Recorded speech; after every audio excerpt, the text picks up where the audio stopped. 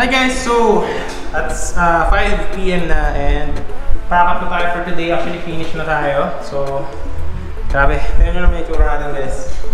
Hanggang paa, pangay pintura. Pero ganyan talaga. Buti na nakasama kayo aking love. And, so, dalawa kami ng pintura dito. And, kanina nakita nyo, di ba? Ano lang yan? Tawag nito pong hardiplex lang. Yan. So, napinturahan na namin lahat ng puti. Pati dito. So, maayos naman yung itsura, not so good nga lang talaga. Kasi syempre, di naman kami grabing expert, but we have the idea. Actually, maganda naman yung naging kalabasan. Makikita nyo. Ayan.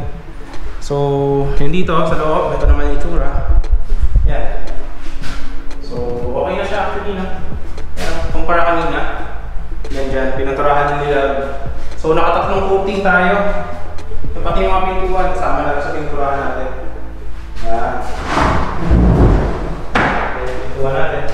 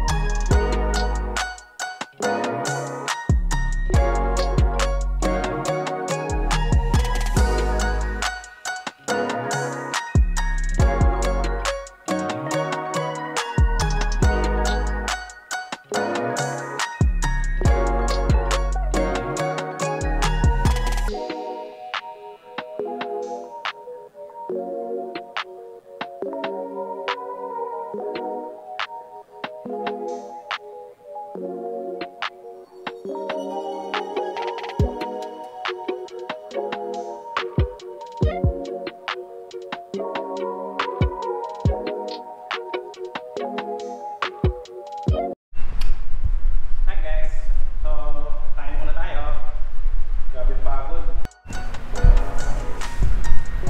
Hi guys, so matapos na tayo. Tapos na tayo ng halos 4 na. Grabe na guys, no?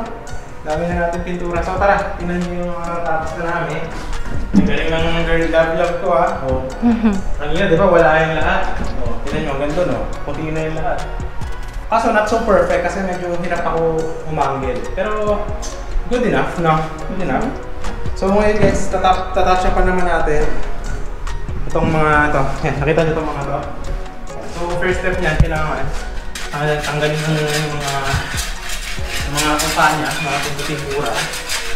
Yan, yan. Before nyo siya, tatouch pa naman. Tsaka ito, ayan. Pinturahan natin, touch pa natin.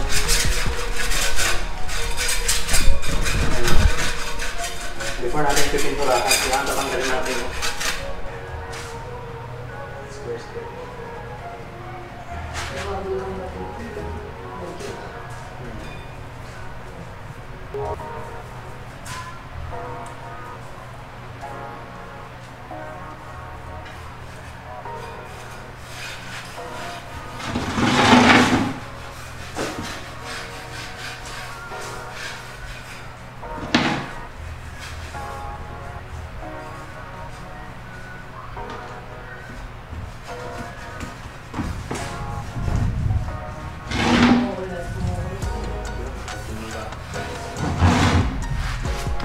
Pero wag nakamotor. Loads.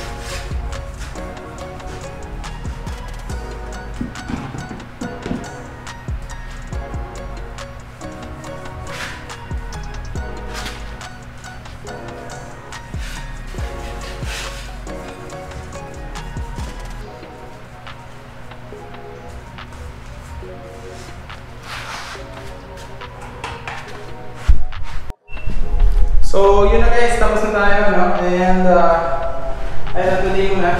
I-press muna tayo ng bagoy. Alright. So achieve naman natin yung goal for today.